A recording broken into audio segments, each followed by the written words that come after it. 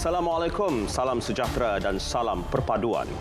Energy Absolute Malaysia Sdn Bhd EA, peneraju tenaga boleh diperbaharu dan syarikat terkemuka dalam industri teknologi hijau yang berpangkalan di Thailand menyatakan minat untuk meneroka pasaran Malaysia. Perdana Menteri Datuk Seri Anwar Ibrahim berkata syarikat dengan modal pasaran RM45 bilion itu akan bekerjasama dengan Computer Forms Malaysia Berhad CFM untuk membangunkan industri teknologi hijau di Malaysia dan pemindahan teknologi kenderaan elektrik EV ke Malaysia.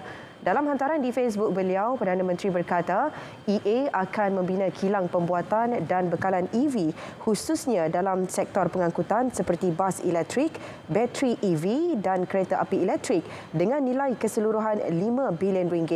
Menurut Perdana Menteri, sebagai anggota Komuniti Ekonomi ASEAN dengan budaya dan warisan yang hampir sama, kerjasama antara Malaysia dan Thailand terus kukuh menerusi kerjasama dalam pelbagai lapangan yang relevan. Sementara itu, Perdana Menteri turut menerima kunjungan Sheikh Ghanim bin Sa'ad Al Sa'ad yang merupakan penasihat kepada Perdana Menteri Qatar Sheikh Hamad Jassim Al Thani. Ghanim bin Sa'ad Al Sa'ad and Sons Group GSSG yang diketuai Sheikh Ghanim kini sedang meneroka peluang untuk pelaburan di negara ini.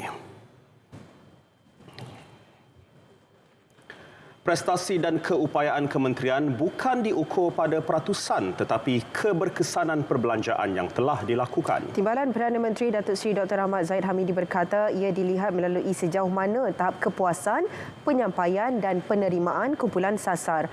Beliau yang juga Menteri Kemajuan Desa dan Wilayah KKDW berkata keberkesanan perbelanjaan diteliti bagi tahun sebelumnya dan akan datang. Sehingga akhir tahun lalu, lebih 99% pencapaian perbelanjaan telah dilaksanakan KKDW untuk pengembangan operasi dan pembangunan.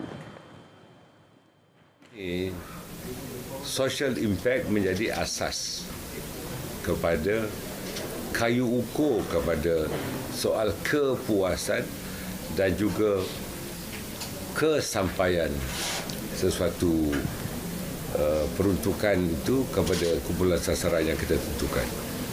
Dan ini kita lakukan perinciannya dan tidak perlu untuk saya umumkan. Tapi yakinlah dari masa ke semasa saya akan berkongsi dengan halayak untuk menentukan tentang bagaimana pencapaian kepada pengukuran kepada social impact studies ini dilakukan dan kajian-kajian terdahulu menjadi panduan kepada kajian kepada social impact studies yang kita akan lakukan. Pada pembentangan belanjawan 2023, 3 aspek utama dijangka diberi tumpuan termasuk pendidikan, keselamatan dan infrastruktur di kawasan desa. Beliau berkata demikian pada sidang media selepas Majlis Amanat Tahun Baru 2023 Kementerian Kemajuan Desa dan Wilayah di Putrajaya.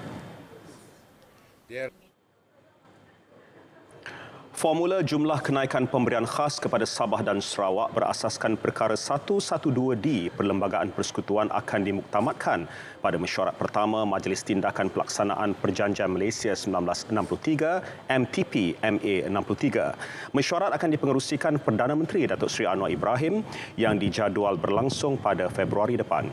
Kenyataan timbalan Perdana Menteri Datuk Seri Fadilah Yusof memaklumkan mesyuarat yang turut melibatkan Premier Sarawak Tan Sri Abang Johari Tun Openg dan Ketua Menteri Sabah Datuk Seri Haji Jino itu akan diadakan di Kuching. Mesyuarat pertama yang dijadual pada Februari itu akan menjadi lawatan rasmi pertama Perdana Menteri ke Sarawak. Beliau memberitahu jawatankuasa teknikal MA 63 yang dipengerusikannya akan melihat dan meneruskan perbincangan dengan semua agensi serta memuktamadkan perkara yang belum diputuskan untuk dibawa ke MTP MA 63. Semalam Perdana Menteri mengumumkan beberapa perkara melibatkan MA 63. Antaranya mempertimbang jumlah pemberian khas kepada kedua-dua negeri dikaji setiap 5 tahun agar lebih munasabah.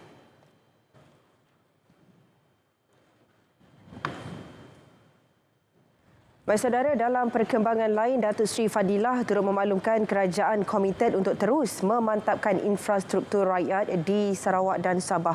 Ini termasuk dengan meneruskan projek Lebuhraya Pen Borneo Sarawak dan Sabah bagi menambah baik jaringan infrastruktur jalan persekutuan di kedua-dua negeri secara berperingkat. Projek Pen Borneo Sarawak kini telah 91% siap, manakala Pen Borneo Sabah siap sebanyak 73%. Kerajaan juga memberi komitmen untuk meneruskan projek Sarawak Sabah Link Road SSLR yang terbahagi kepada dua fasa.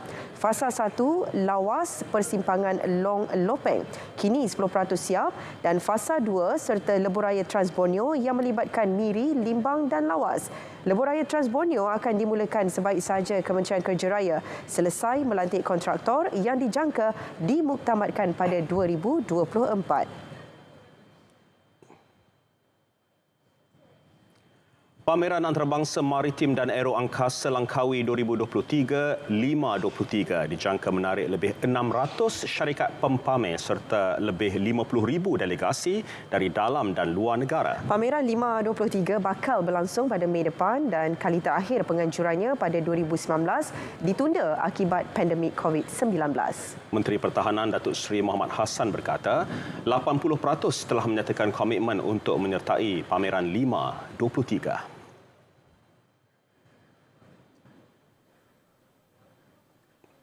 Daripada 600, 80% komitmen dan mereka dah book dah. In fact, dia punya lot-lot berapa kita dah siap kan. Saya berharap penganjuran 5 pada tahun ini akan berjaya seperti penganjuran DSA pada tahun lepas. Saya ingin menyeru kepada semua pihak agar kita dapat sama-sama menjayakan pameran ini. Beliau berkata demikian ketika menyampaikan ucapan Majlis Amanat Menteri Pertahanan 2023 di Auditorium Wisma Pertahanan.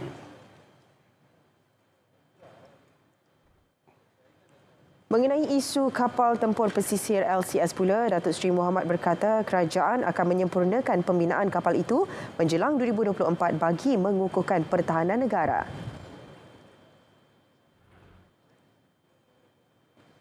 Saya juga turut memandang serius projek pembinaan kapal second generation petrol vessel keupayaan ataupun LCS.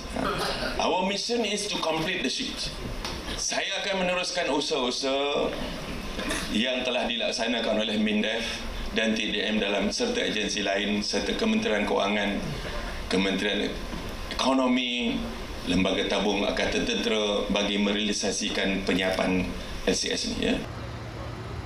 Projek LCS melibatkan 3 kementerian iaitu Kementerian Pertahanan, Kementerian Kewangan dan Kementerian Ekonomi.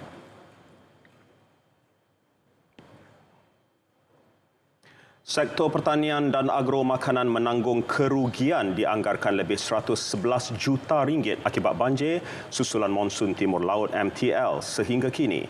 Menteri Pertanian dan Keterjaminan Makanan MAFS Muhammad Sabu berkata, berdasarkan laporan Pusat Pengurusan Bencana MAFS, jumlah tersebut membabitkan sekitar 24.7 ribu hektar kawasan pertanian yang terjejas. Jumlah keseluruhan petani, penternak dan pengusaha agro makanan yang mengalami kerugian akibat bencana itu ialah seramai 12,000 orang di seluruh negara. Bagaimanapun pihaknya akan terus memastikan keperluan bekalan makanan di seluruh negara mencukupi ketika berdepan tempoh MTL ini. Bencana kita tak boleh ramalkan dan dia boleh datang bila-bila masa dan setakat ini banjir di sebelah sini pantai barat yang tidak terancam sangat dan setakat ini alhamdulillah segala bentuk makanan di Malaysia masih lagi terjaga. Bagi mengurangkan beban mereka yang terkesan, MAFS menyediakan peruntukan RM1 juta melalui MAFS Prihatin. RM2.45 juta turut diperuntukkan melalui FAMA, Lembaga Kemajuan Ikan Malaysia dan Lembaga Pertubuhan Peladang untuk mereka yang terkesan. Agensi Antidadah Kebangsaan AADK disasar mencapai 75% bagi program pemulihan pedagi dadah pada tahun ini. Menteri Dalam Negeri Datuk Seri Saifuddin Nasution menyatakan penetapan sasaran baru itu susulan kejayaan agensi tersebut mencapai 70% tahun lepas. buat jangkaan. Misalnya, sukses stories pemulihan 70% tidak kembali semula ke gejala perniagaan.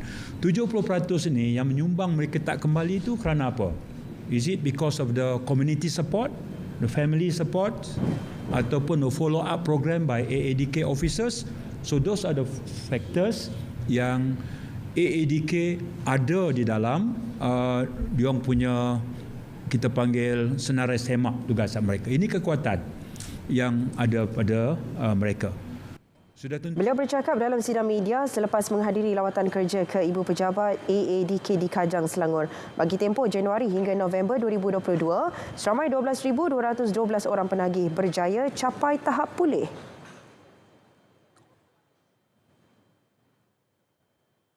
Keputusan Kerajaan Perpaduan memperketat kawalan kemasukan pelawat asing tanpa mendiskriminasi mana-mana negara merupakan satu keputusan bijak. Jelas Ahli Parlimen Seputih Teresa Kok, langkah itu bukan sahaja dapat membendung penularan COVID-19, malah ia dapat menjaga hubungan baik dengan semua negara. Kita takkan hanya melarang satu negara saja kerana simptom ini telah pun disebarkan secara meluas. Dan saya juga baca berita bahawa yang strain ataupun varian COVID di negara China juga didapati di negara barat, termasuk Amerika Syarikat. So, kenapa larang satu negara saja? Jadi saya rasa semalam saya memang gembiralah. Kita tidak mengenakan diskriminasi terhadap pelancong, pelawat dari satu negara sahaja, kerana sebenarnya bila ini era globalisasi, satu negara ada virus sedemikian, seluruh dunia pun dapat. Sementara itu, mengulas prestasi Kerajaan Perpaduan pimpinan Datuk Seri Anwar Ibrahim, beliau amat berpuas hati dengan segala usaha pentadbiran dalam membawa perubahan kepada negara. Daripada Perdana Menteri sehingga ramai juga anggota jemaah menteri, mereka memang gigih dan berikhtiar untuk melaksanakan reformasi dan perubahan. Saya rasa ini semua mereka dah tunjuk semangat mereka dan mereka dah juga tunjukkan mereka sangat responsif terhadap apa yang berlaku sekarang dan juga suara rakyat. Saya rasa ini semua adalah tanda yang positif lah. Teresa ditemui pemberita selepas menghadiri slot Alpha Nasional FM di Angkasa Puri, Kota Media. Tindakan kerajaan yang akan mengetatkan pemeriksaan kesihatan ke atas pelancong asing berikutan lonjakan kes COVID-19 di negara lain ialah satu keputusan rasional. Malah ia juga dilihat sebagai langkah terbaik mengekang penularan COVID-19 di negara selain tidak dianggap bersifat diskriminasi kepada mana-mana negara. Kita ikuti laporan wartawan Mohan Chinasamy. Sekarang ini kita tidak ambil pendirian untuk diskriminasi mana-mana negara. Kerana kalau kita lihat kadar kejangkitan di negara China yang diwar-warkan, kita juga tahu kematian di Amerika Syarikat akibat COVID-19 juga tinggi, begitu beberapa negara lain. Jadi kita ambil tindakan untuk menyelamatkan rakyat kita. Jadi siapa saja masuk harus dikenakan dipantau dan dikenakan syarat yang sama. Jelas bekas timbalan Ketua Pengarah Kesihatan Perubatan Datuk Dr. Rohaizat Yon, tindakan kerajaan adalah bersifat adil kerana semua pengembara yang tiba ke Malaysia wajib menjalani pemeriksaan kesihatan tanpa merujuk negara-negara tertentu sahaja. Cadangan kerajaan meningkatkan kesiapsiagaan adalah digalakkan. Langkah ini perlu dilaksanakan tanpa diskriminasi atas mana-mana negara, misalnya dengan mewajibkan pelancong sebelum ke Malaysia mesti pertama lengkap 2 dos vaksinasi, kedua dengan keputusan ujian COVID-19 yang negatif. Manakala pelancong yang bergejala setiba di Malaysia perlu menjalani ujian COVID-19 dan sekiranya positif, tindakan adalah sama seperti protokol sedia ada.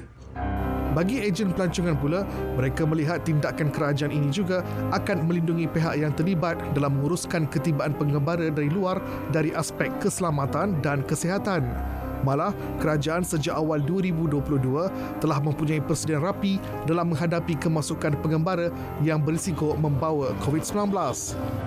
Kami juga mengalu-alukan, menyambut baiklah ya tindakan-tindakan kerajaan ini, akan tetapi kadang-kala ya seperti apa yang saya kata tadi, virus ini dia tidak berbau dan tidak berwarna. Kemungkinan selepas mereka sampai ke sini ya barulah virus itu dikesan ya, ataupun COVID ini dikesan apabila mereka telah tiba di negara kita beberapa hari selepas ya. So saya mencadangkan kepada kesemua rakyat Malaysia ya, maupun dalam bidang pelancongan ataupun dalam apa jua bidang lain pun ya, perniagaan ke apa ke, supaya memakai pelitup muka lah ya setiap masa. Pada masa sama, tindakan kerajaan juga dilihat mengutamakan masalah kesihatan rakyat dan begitu juga soal pelancongan serta pertumbuhan ekonomi, sekaligus tidak boleh mengatasi kepentingan mengawal serta merawat rakyat dari segi wabak serta jangkitan termasuk COVID-19. Seperti yang telah dimaklumkan oleh Perdana Menteri Datuk Seri Anwar Ibrahim semalam, tindakan kerajaan untuk meningkatkan kawalan kesihatan di pintu masuk negara, terutamanya terhadap pelancong asing yang memasuki negara, adalah rasional demi menjaga keselamatan dan kesihatan rakyat Malaysia. Pada masa sama, ia merupakan langkah terbaik dalam mengawal penularan wabak COVID-19 di negara sekaligus mengelakkan kadar kebolehjangkitan yang tinggi di negara. Muhammad Cina Sami, RTM. Saya Anwar bin Ibrahim sebagai seorang Perdana Menteri untuk menunaikan dengan sewajarnya kewajipan-kewajipan saya. Penantian selama lebih 2 dekad, mandat kini dimaktubkan selepas PRU ke-15. Untuk memberi jaminan pada semua rakyat, golongan minoriti, golongan yang terpinggir, golongan di pedalaman, bahawa setiap rakyat dan warga negara ini akan dipertahankan hak mereka sebagai warga negara. Sama Yang Amat Berhormat Datuk Seri Anwar Ibrahim, Perdana Menteri ke-10, Jumaat 9 malam, 6 Januari 2023.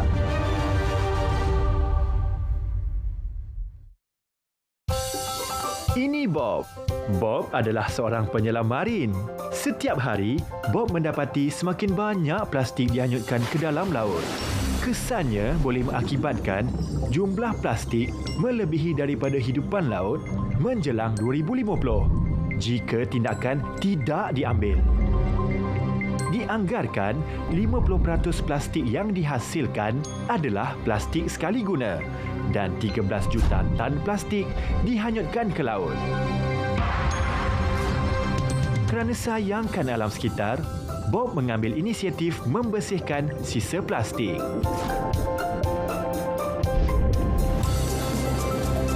Kita semua boleh memainkan peranan dalam menjaga alam sekitar. Hindari plastik sekali guna. Untuk maklumat lanjut, sila layari laman sesawang berikut.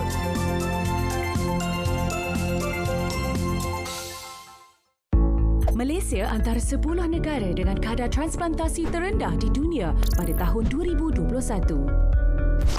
Kini, anda boleh mendaftarkan diri sebagai penderma organ melalui MySejahtera. Jom daftar dan kemaskini sebagai pengikrar derma organ. Satu ikrar, sejuta harapan. Untuk maklumat lanjut, layari www.dermaorgan.gov.my.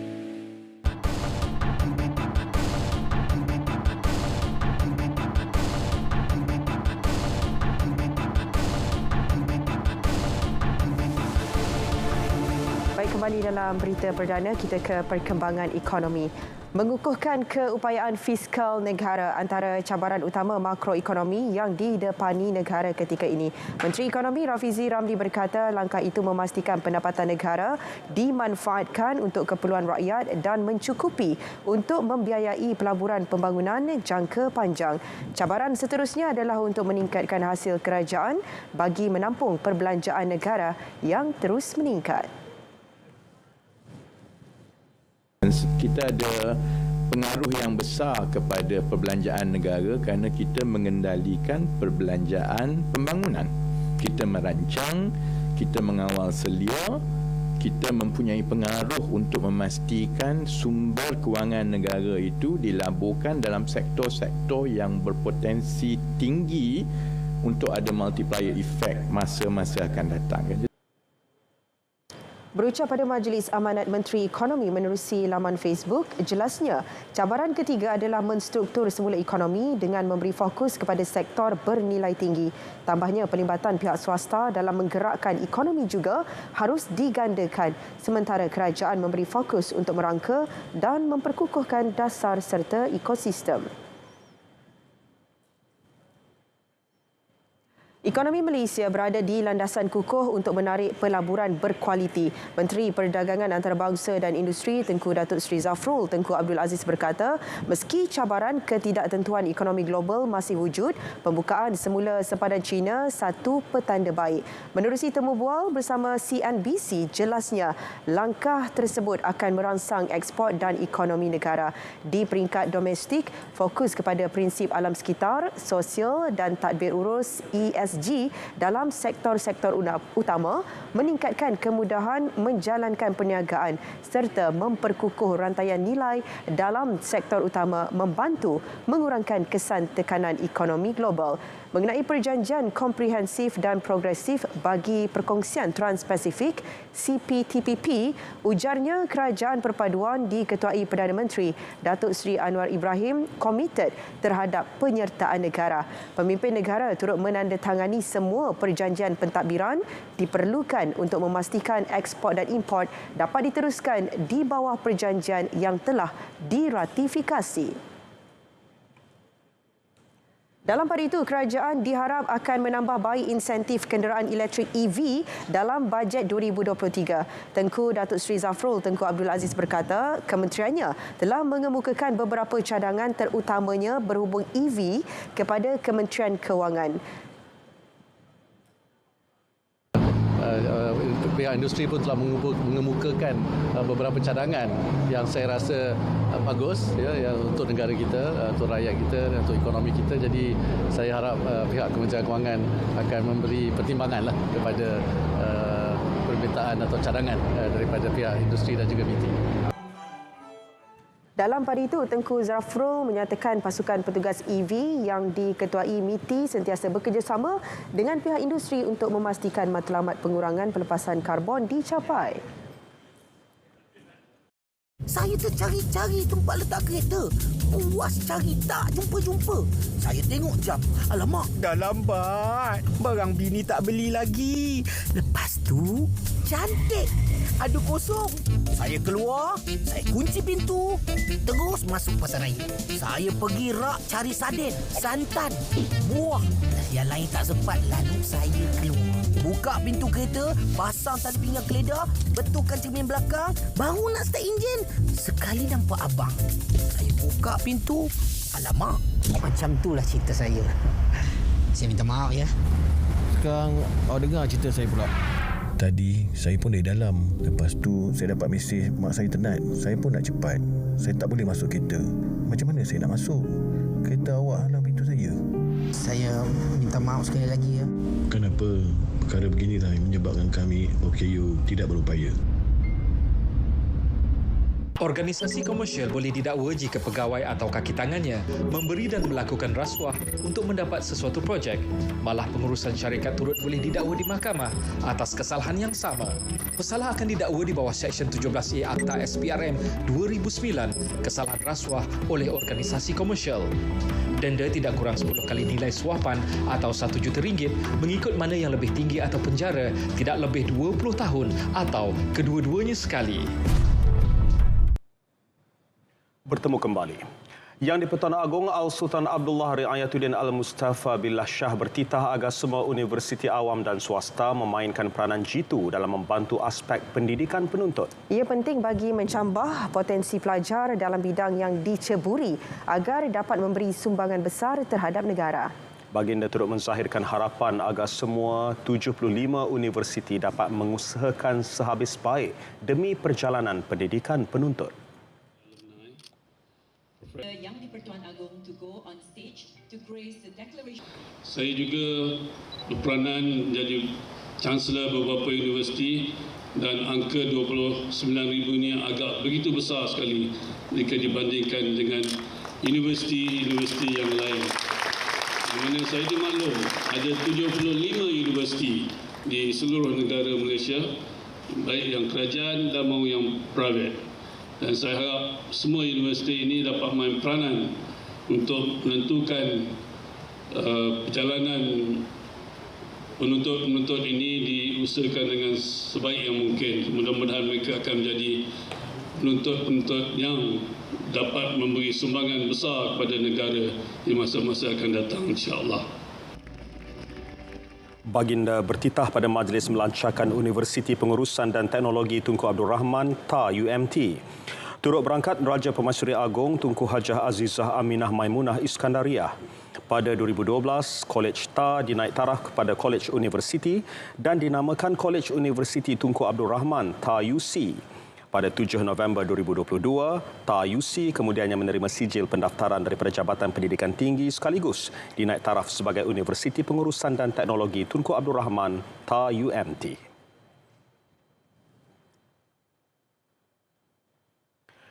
Pengasas Rumah Bonda Siti Bainun Ahmad Razali diperintah bela diri atas 2 pertuduhan menganiaya dan mengabaikan seorang remaja perempuan sindrom Down yang dikenali sebagai Bella. Dan semalam, Mahkamah Tinggi membenarkan permohonan penangguhan perbicaraan bela diri Siti Bainun.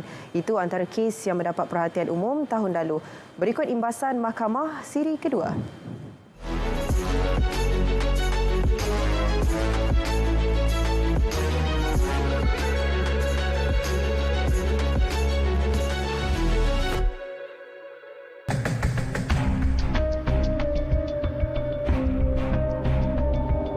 Pihak pendakwaan berjaya membuktikan prima facie terhadap tertuduh di akhir kes pendakwaan. Siti Bainun didakwa menyebabkan mangsa mengalami kecederaan fizikal serta emosi di sebuah unit kondominium di Wangsa Maju antara Februari dan Jun 2021. Kes disiasat mengikut Seksyen 31-1-A Akta Kanak-Kanak 2001 yang boleh membawa hukuman maksimum penjara 20 tahun atau denda RM50,000 atau kedua-duanya jika sabit salah. Perbicaraan sebelum ini tertangguh susulan pengasas rumah bonda itu dimasukkan ke hospital akibat pneumonia dan hempedu. Penyanyi nasyid Muhammad Yassin Sulaiman mengaku tidak bersalah atas 3 pertuduhan dadah selepas ditahan pada Mac tahun lalu. Yassin didapati dalam milikannya dadah berbahaya jenis kanabis seberat 193.7 gram. Dia turut didakwa menanam 17 pokok kanabis yang diperolehi secara terus atau tidak langsung. Juga dituduh memberikan dirinya sejenis dadah berbahaya di Pejabat Narkotik Ibu Pejabat Daerah Petaling Jaya. Yassin, 48 tahun sebelum itu, terlepas dari pertuduhan mengedar dadah jenis kanabis seberat 214 gram. Mahkamah menetapkan keputusan representasi tertuduh pada 11 Januari ini, manakala perbicaraan kes pada 6 Mac. Pada 27 Julai, Mahkamah Tinggi menjatuhkan hukuman penjara 13 tahun dan 2 sebatan terhadap bekas Ahli Dewan Undangan Negeri Adun Trono Paul Yong selepas didapati bersalah merogol pembantu rumah warga Indonesia 3 tahun lalu. Tertuduh pada 23 Ogos 2019 mengaku tidak bersalah atas tuduhan merogol wanita warga Indonesia berusia 25 tahun di rumahnya di Meru Desa Park antara 8.15 hingga 9.15 malam pada 7 Julai 2019. Pendakwa selebriti Azman Shah alias atau dikenali PU Azman mengaku tidak bersalah atas 12 pertuduhan melakukan amang seksual terhadap 7 remaja lelaki di 4 mahkamah berasingan. Kesemua mahkamah membenarkan ikat jamin. Perbicaraan pertuduhan di Mahkamah Seremban telah berlangsung pada 8 Disember lalu. Sebutan semula kes di Mahkamah Kelang pula pada 12 Januari manakala 10 Februari depan di Mahkamah Ampang manakala Mahkamah Shah Alam pada 30 Januari. Samira Muzaffar dan 2 anaknya dilepas dan dibebaskan Mahkamah Tinggi Shah Alam daripada pertuduhan membunuh Ketua Pegawai Eksekutif CEO Cradle Fund yang juga suaminya Nazrin Hassan 5 tahun lalu. Hakim Datuk Abdul Karim Abdul Rahman menetapkan keputusan itu selepas mendapati pihak pendakwaan gagal membuktikan prima facie terhadap Samira serta anak-anaknya berusia 17 dan 20 tahun. Tiada bukti yang menunjukkan kebersamaan ketiga-tiga tertuduh bersama Sri Mati seperti yang dinyatakan dalam pertuduhan. Siti Nur Amira Abdullah mengaku tidak bersalah atas pertuduhan menyebabkan suasana tidak harmoni dalam kalangan umat Islam pada Jun lalu di Mahkamah Seksyen Kuala Lumpur. Pasangannya V. Alexander Navin turut mengaku tidak bersalah atas dua pertuduhan membuat dan memulakan hantaran video jelik di laman sosial Instagram serta YouTube di Mahkamah Seksyen Petaling Jaya. 18 Julai, Peguam R. Sivaraj yang mewakili kedua-dua tertuduh memaklumkan ikat jamin RM40,000 telah dilunaskan di Mahkamah Berasingan.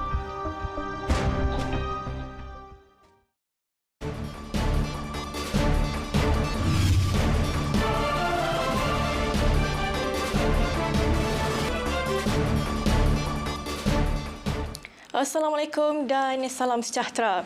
Baiklah, pada ketika ini rantau negara masih lagi menerima pengaruh angin timur laut yang agak kencang iaitu sehingga 60 km sejam. Oleh itu, Malaysia masih lagi mengekalkan amaran angin kencang dan laut bergelora kategori pertama dan juga kedua bagi kawasan-kawasan perairan yang berkenaan sehingga 8 Januari nanti. Dan di sepanjang tempoh amaran, kebanyakan aktiviti pantai dan juga perkapalan adalah amat berbahaya. Baiklah, berdasarkan paparan imej gema radar terkini, kebanyakan kawasan di semenanjung Malaysia pada malam ini berada dalam keadaan yang baik dan tiada hujan. Hujan di 1-2 tempat kini hanya diperhatikan di negeri Perak dan juga negeri Selangor. Dan keadaan ini dijangkakan akan beransur reda tidak lama lagi.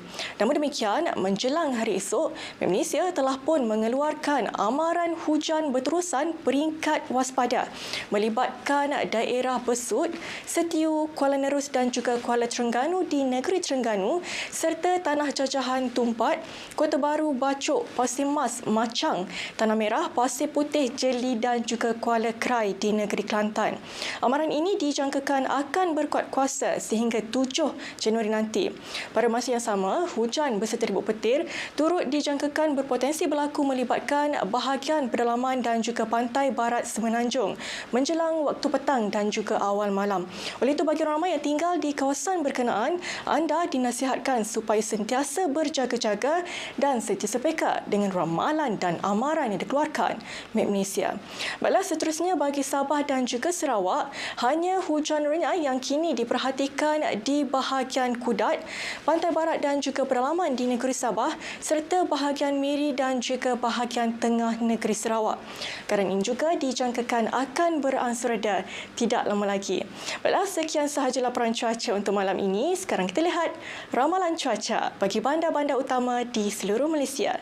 Sekian, saya Wani Yahya. Assalamualaikum.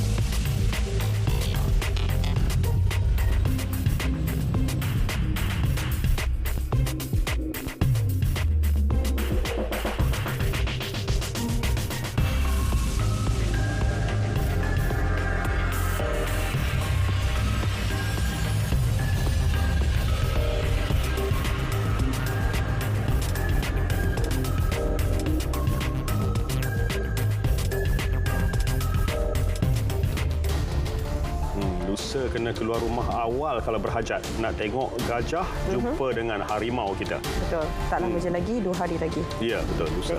Untuk perkembangan selanjutnya dalam sukan, kita bersama rakan penyampai Akhtar Hamzah. Silakan Akhtar. Kegairahan penyokong Harimau Malaya terus dirasai. Speedy Tigers sudah sedia hadapi Piala Dunia 2023.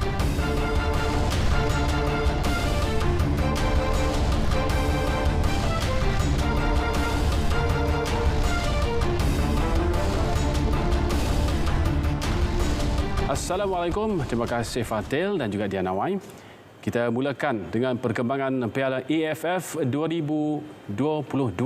Penyokong setia Harimau Malaya sudah tidak sabar untuk menyaksikan pertembungan aksi separuh akhir pertama menentang Thailand. Tidak sampai sehari penjualan dibuka, semua tiket bagi pertemuan itu di Stadium Nasional Bukit Jalil Sabtu ini habis dijual.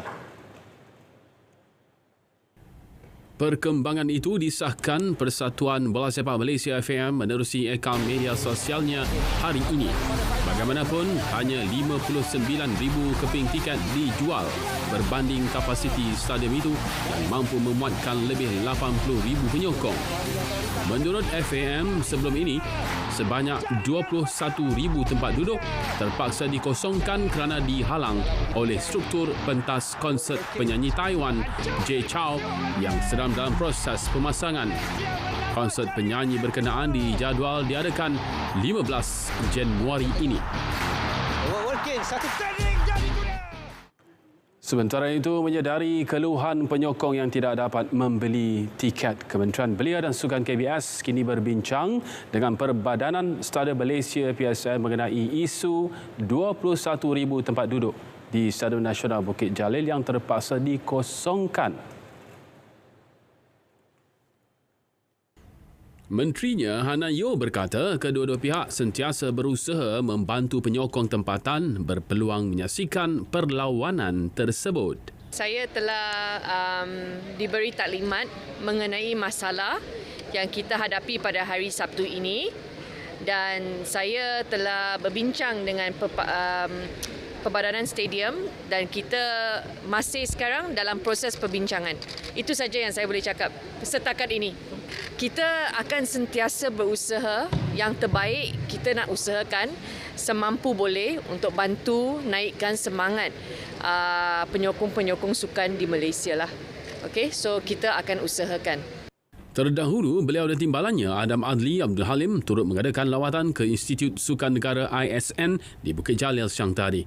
Selepas aksi separuh akhir pertama di Bukit Jalil, skuad Harimau Malaya akan berlepas ke Bangkok untuk pertemuan timbal balik menentang Thailand di Stadium Thammasat Pathum Thani pada 10 Januari.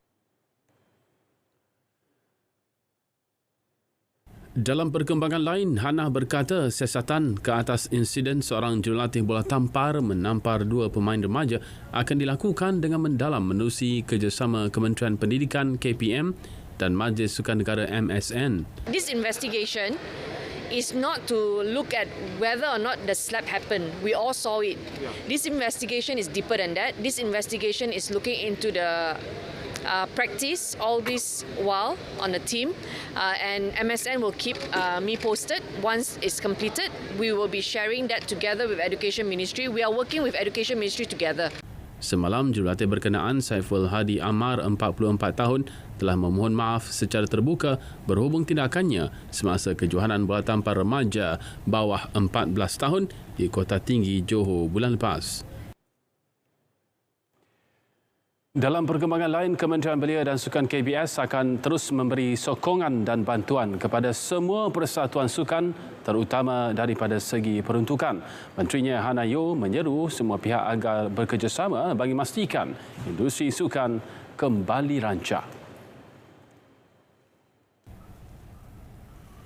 Tegas beliau selepas beberapa siri town hall dengan persatuan dan penggiat industri sukan, beliau akan meminta peruntukan tambahan pada bajet 2023. Beliau akan turut mengadakan perbincangan dengan Kementerian Kewangan dan pihak swasta bagi mencari formula agar sukan mendapat dana secukupnya dan tidak bergantung kepada peruntukan kerajaan sahaja. MSN dan kementerian saja tak cukup. kita kena bekerjasama dan saya nak pastikan dalam 5 tahun ini kita akan eratkan koordinasi dan juga penyelarasan antara Persatuan Sukan, agensi dan juga kementerian. Beliau berkata demikian kepada media selepas majlis penyerahan jalur gemilang kepada pasukan hoki lelaki kebangsaan yang akan menyertai kejohanan hoki Piala Dunia 2023 di Bhubaneswar dan Rourkela, India. Malaysia diundi dalam kumpulan C bersama Belanda, Chile dan New Zealand. Kejuaraan tersebut akan bermula pada 13 hingga 29 Januari.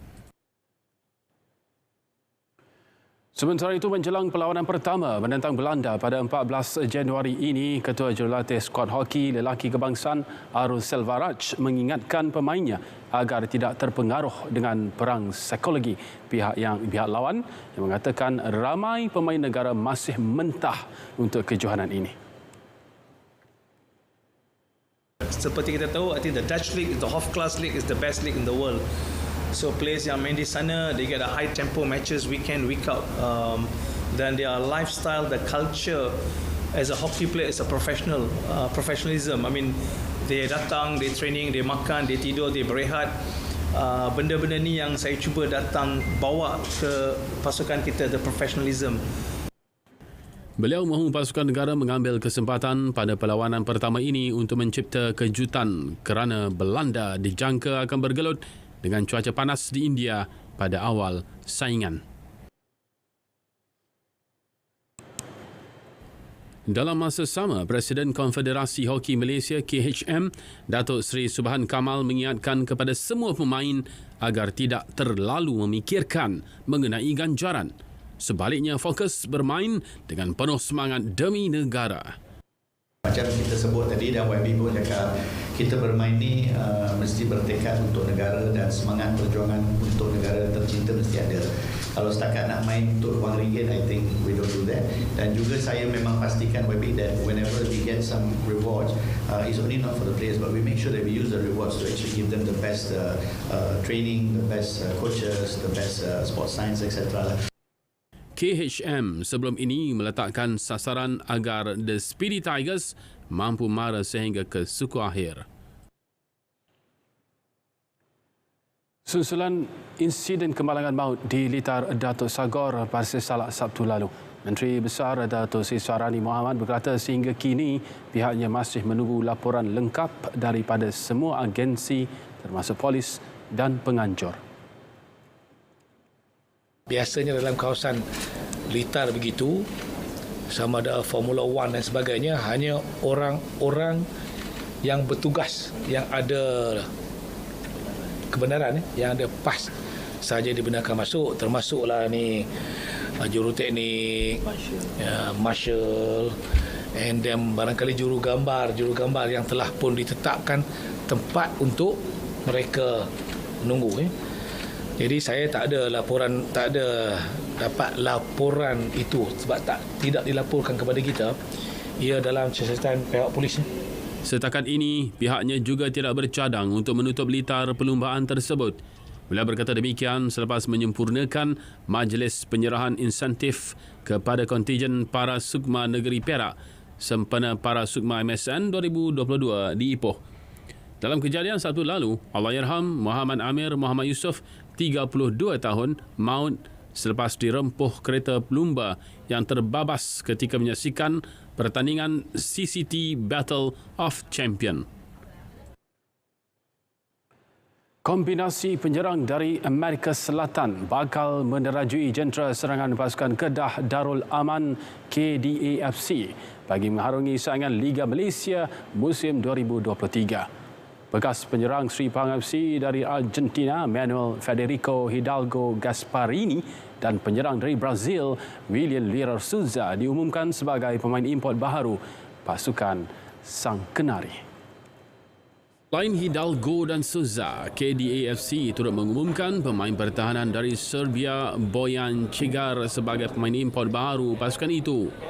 Pengumuman dibuat oleh pemilik KDAFC Tan Sri Dr. Muhammad Daud Bakar pada majlis memperkenalkan barisan pemain kelam itu bagi musim 2023 di House of Sang Kenari Alustar tengah hari tadi.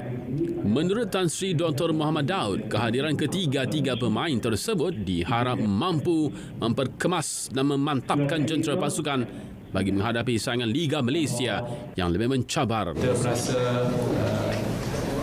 begitu teruja dengan pasukan yang baru yang dibentuk oleh Coach Nafuzi, dan mudah-mudahan Kedah merupakan satu pasukan pilihan di tahun ini dengan barisan pemain yang kita rasakan berwibawa, berkredensel dan dapat mengikut tanggungjawab dan juga harapan para penyokong Kedah Darul Aman FC. Kehadiran Hidalgo, Souza dan Cigar melengkapkan senarai 6 pemain import KDFC musim 2023. 3 lagi pemain import yang dibawa masuk Kedah adalah Manuel Oates dari Filipina, Amir Bek Jirabov dari Tajikistan dan Alan Jonathan Robertson dari Afrika Selatan. Selain pemain import, skuad bimbingan Nafuzi Zain turut diperkuat dengan kehadiran 2 pemain skuad kebangsaan iaitu Litak dan penjaga gol Kalamullah Al-Hafiz Matrawi. KDFC akan mengadakan siri jelajah pramusim ke Turki sebelum saingan Liga Super bermula pada Februari ini selain beberapa perlawanan persahabatan menentang pasukan tempatan. Perkembangan Liga Perdana Inggeris, Tottenham Hotspur melangkah kemenangan selesa 4-0 ke atas Crystal Palace di Stadium Selhurst Park. 2 jaringan Harry Kane membantu Spurs meraih 3 mata penuh memperbaiki keputusan seri dan kalah dalam 2 perlawanan lepas. Berikut keputusan penuh perlawanan awal pagi tadi.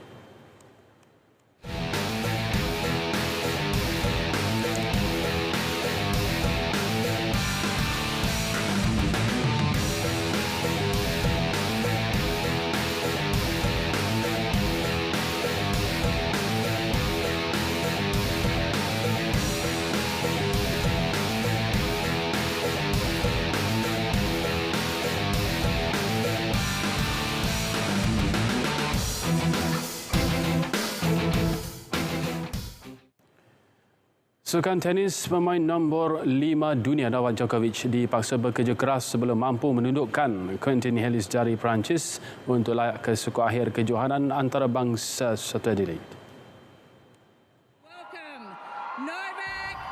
Halys yang menduduki ranking ke-64 dunia belum pernah menewaskan lawan di kedudukan 10 teratas. Namun, dia berjaya memberi tentangan sengit kepada Djokovic untuk membawa perlawanan ke tie break sebelum tewas 6-7, 6-7. Pemain berusia 35 tahun itu akan bertemu pemain Kanada Denis Shapovalov di peringkat suku akhir. Djokovic kini dalam persiapan memburu gelaran ke-10 kejuaraan Grand Slam terbuka Australia yang akan bermula 16 Januari ini. Bintang Serbia itu gagal mempertahankan gelarannya tahun lepas selepas dihantar pulang kerana tidak mengambil suntikan vaksin COVID-19. Baik saudara, edisi Sukan 5 Januari berakhir di sini. Saya Muhammad Haji Hamzah. Kita akan kembali bersama Fatih dan juga Denawai. Dengan ini, salam sejahtera, salam paduan dan Assalamualaikum. InsyaAllah kita jumpa lagi.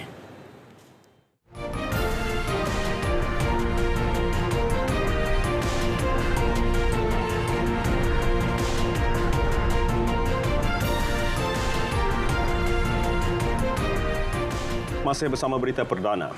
Masyarakat antarabangsa kutuk tindakan Israel yang menceroboh Masjid Al-Aqsa. Rusia melancarkan kapal perang dilengkapi peluru berpandu hypersonik untuk latihan ketenteraan. Perinciannya dalam rangkuman di luar negara. Pencerobohan Menteri Kanan Israel di Masjid Al-Aqsa. Majlis Keselamatan Pertubuhan Bangsa Bersatu PBB akan bersidang bagi membincangkan ketegangan di Baitul Maqdis itu. Duta Palestin ke PBB Riyad Mansour berkata masyarakat antarabangsa perlu bersuara menentang ekstremisme susulan Menteri Kanan Israel menceroboh Masjid Al-Aqsa.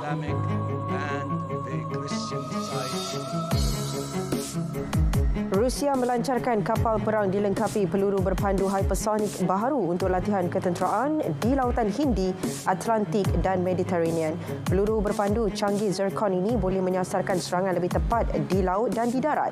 Presiden Rusia Vladimir Putin menyatakan senjata tersebut akan melindungi Rusia daripada ancaman luar selain memastikan keselamatan negara terjamin.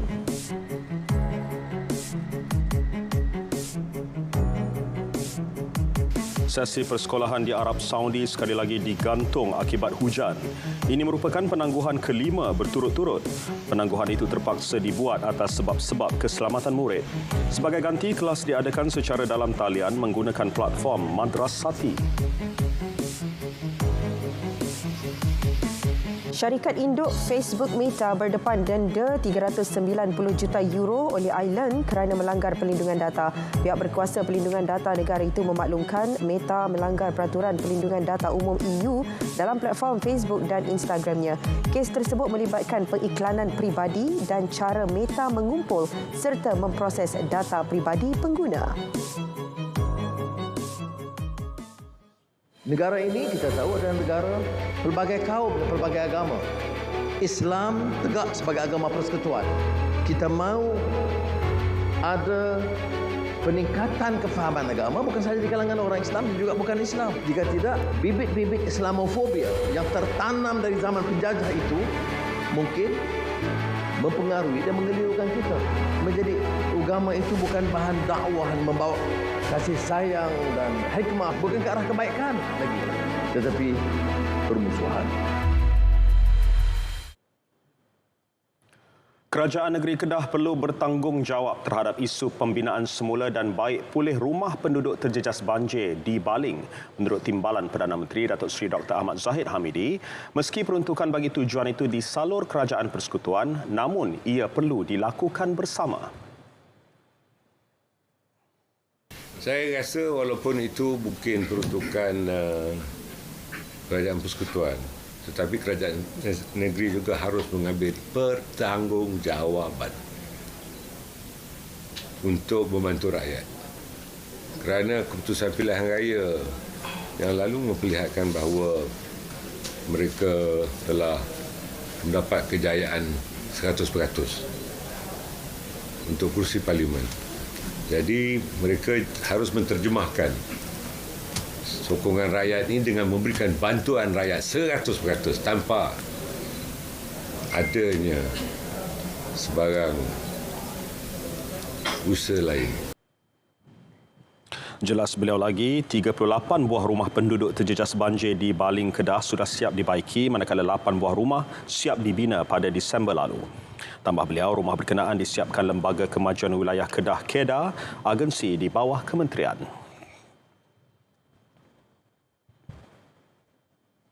Pembinaan rumah baharu menempatkan penduduk terjejas banjir bencana puing di Kampung Iboi, Kupang Baling lewat dari jadual sepatutnya.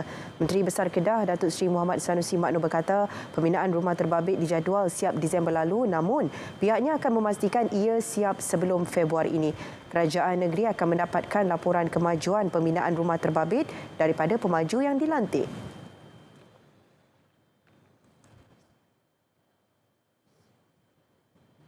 Saya akan bincang dengan PO Baling sebab kita target itu siap bulan 12. Kita bayar sewa rumah pun sampai bulan 12.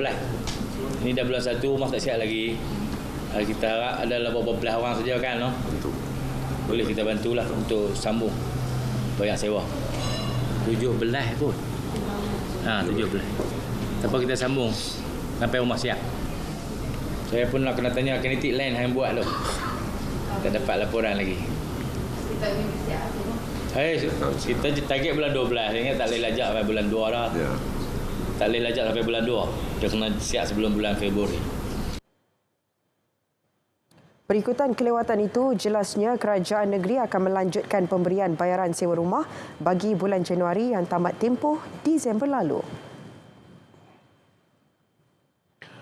Kerajaan memerlukan masa dalam memastikan kestabilan bekalan telur di pasaran seluruh negara bagi memenuhi permintaan pengguna. Menteri Pertanian dan Keterjaminan Makanan MEFS Muhammad Sabu mengakui keperluan bekalan makanan itu memerlukan masa untuk dipulihkan. kerajaan sedang berusaha untuk menstabilkan bekalan telur. Sekarang dalam program insya-Allah bekalan yang kekurangan ditampung dengan sementara kita import. Dan dia akan stabil. Bila keadaan stabil itu kita akan kaji semula.